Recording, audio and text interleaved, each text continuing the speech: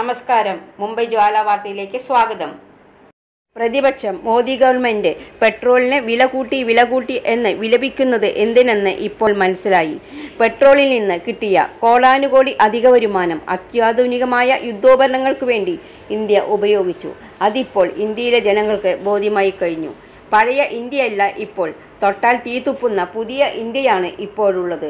മാതൃരാജ്യത്തോട് ജീവൻ പണയം വെച്ച് പൊരുതുന്ന അഭിമാനമുള്ള ഓരോ പട്ടാളക്കാരും രാജ്യസ്നേഹം തുളുമ്പുന്ന പ്രവൃത്തിയിലാണ് ഇന്ത്യക്ക് വേണ്ടി രാപ്പകൽ നിർവഹിക്കുന്നത്.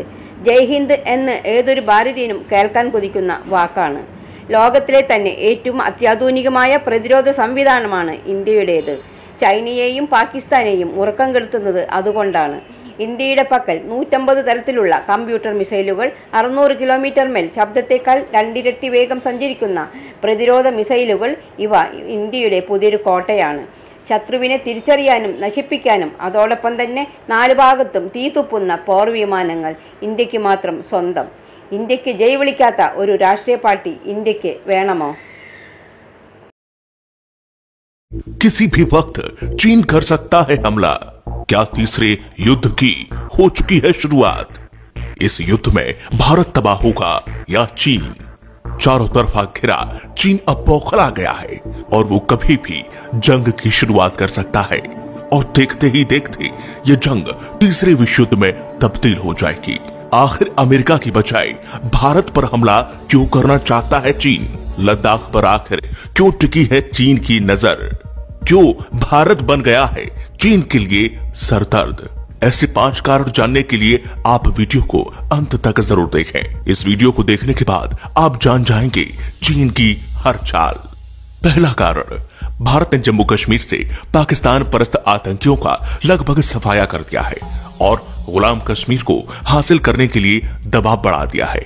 वैसे तो यह पाकिस्तान और चीन दोनों की परेशानी का बड़ा कारण है, लेकिन यदि भारत गुलाम कश्मीर को पाकिस्तान से छुड़ाकर अपने साथ शामिल कर लेता है तो पाकिस्तान से भी ज्यादा दिक्कत चीन को होने वाली है, क्योंकि पाकिस्तान ने पीओके का अहम हिस्सा अवैध रूप से चीन को सौंप रखा है। पीओके में गिलगिट बल्टिस्तान सहित बड़े हिस्से का नियंत्रण काफी हद तक चीन अधिकारियों के हाथों में है। चीन को इस इलाके से कोई भावनात्मक लगाव नहीं है, बल्कि उसके लिए इसका सामरिक महत्व है। चीन ने पाकिस्तान के ग्वादर बंदरगाह के जरिए पेट्रोल हासिल करने की योजना बनाई है, जिसका रास्ता पीओके से गुजरता है। चीन की यहां महत्वाकांक्षी परियोजना जो सीपीईसी और ओबीओआर यानी कि वन बेल्ट वन रोड कहलाती है। 3000 किलोमीटर की इस परियोजना पर चीन 46 बिलियन अमेरिकी डॉलर खर्च कर चुका है। अगर भारत पीओके पर कब्जा कर लेता है तो चीन का अभी तक का किया हुआ खर्च बर्बाद हो जाएगा। कारण नंबर 2, भारत ने पिछले दिनों चीन से जुड़ी पूर्वी लद्दाख में वास्तविक नियंत्रण रेखा यानी कि LAC पर सड़क निर्माण के साथ ही भारतीय सेना ने यहां पर बंकर, बैरक और किलेबंदी का काम लगभग पूरा कर लिया है। चीन के लिए यह भारी चिंता का विषय है। इसके अलावा भारत, नेपाल और चीन के ट्राई जंक्शन पर पिथौरागढ़ के धारचूला से लिपुलेख तक बनी सड़क भी चीन की आंखों में खटक रही है। इसलिए भी चीन भारत को संघर्ष में उलझाकर उसकी सड़क परियोजना को तबाह करने की मंशा रख रहा है। कारण नंबर 3, ये सबसे अहम कारण है। चीन ने इस बार भारत से संघर्ष की शुरुआत लद्दाख से की है। पहले चीन की निगाहें अरुणाचल प्रदेश की तरफ होती थीं, लेकिन इस बार चीन ने लद्दाख को झगड़ा बढ़ाने के लिए चुना है, क्योंकि लद्दाख की पहाड़ियों में यूरेनियम और सोने के अकूत भंडार छिपे हैं। लद्दाख के कई इलाकों में उच्च गुणवत्ता वाले यूरेनियम के भंडार मिले हैं। इससे न केवल परमाणु बिजली बनाई जा सकती है, बल्कि परमाणु बम भी बनाए जा सकते हैं। चीन के मुखपत्र ग्लोबल टाइम्स में ये लिखा भी है कि अमेरिका के साथ जंग में उतरने से पहले चीन को अपने परमाणु हथियारों की संख्या बढ़ानी पड़ेगी। इसके लिए चीन को ज्यादा से ज्यादा यूरेनियम की जरूरत पड़ने वाली है। साल 2007 में जर्मनी की एक प्रयोगशाला में लद्दाख चट्टानों के नमूनों की जांच की गई तो पता चला कि यहाँ पर यूरेनियम मौजूद है, जो कि किसी भी दूसरे यूरेनियम खदान से बहुत ज्यादा है। ये चीन की लालच का बड़ा कारण है। कारण नंबर 4, चीन में माओ त्से तुंग के बाद शी जिनपिंग को सबसे ज्यादा अधिकारों से सुसज्जित किया गया है। पूरे चीन को उम्मीद है कि शी जिनपिंग चीन को दुनिया के शिखर पर लेकर जाएंगे। इसलिए चीन की पोलियत ब्यूरो ने शी जिनपिंग को असीमित अधिकारों के साथ आजीवन राष्ट्रपति बने रहने का अधिकार दिया है।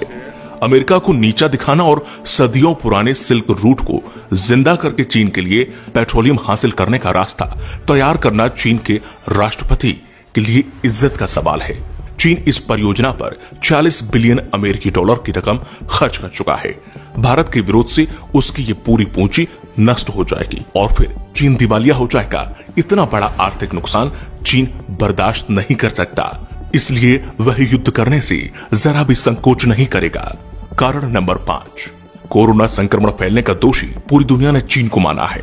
यही वजह है कि दुनिया भर की कंपनियां चीन छोड़कर भारत में अपनी फैक्ट्रियां लगाना चाहती हैं। चीन इसे अपने अस्तित्व के संकट के तौर पर देख रहा है। अंतर्राष्ट्रीय कंपनियों में चीन से भारत आने की शुरुआत जर्मनी की फुटवेयर कंपनी कासा एवर्ज गंभ के साथ हो चुकी है। सूत्रों के मुताबिक कम से कम 300 कंपनियां mobile, electronics, medical devices, textile, leather, auto parts और सिंथेटिक फैब्रिक सहित कई क्षेत्रों में 550 प्रोडक्ट के लिए भारत में फैक्ट्रियां लगाने के लिए सरकार के संपर्क में है।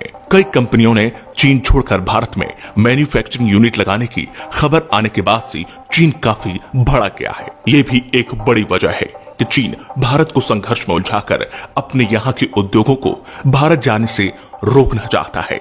तो अब आप समझ ही गए होंगे कि आखिर चीन क्या चाहता है। अगर आप भी स्वदेशी अपनाएंगे, चीन के सामानों का बहिष्कार करेंगे, तो शायद चीन के मंसूबों को हम कहीं ना कहीं कमजोर कर सकें। तो इसीलिए आपको इस वीडियो को हर एक भारतीय तक पहुंचाना है, जिससे भारत की शक्ति का अंदाजा चीन को लग सके। കൂടുതൽ വാർത്തകൾക്കും വിശേഷങ്ങൾക്കും മുംബൈ ജ്വാല വാർത്ത സബ്സ്ക്രൈബ് ചെയ്യൂ.